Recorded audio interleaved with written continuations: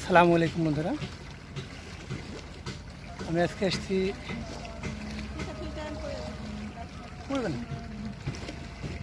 টাঙ্গন বাঘের মাছ ধরার জন্য।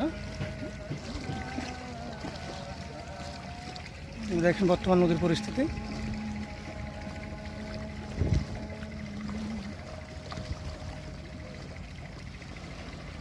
নদীর পানি বর্তমান দাঁড়ায় আছে, মানে কমেওনি বাড়েওনি। আমাদের মোমিন ভাই নদীর প্রত্যেক দিন শিকারী,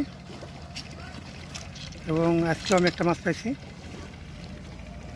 দেখেন মাছ, যেহেতু আপনারা জানেন মাছ তো আর গুলি করা হয় না, তাছাড়াও আমি একাই থাকি, যে কারণে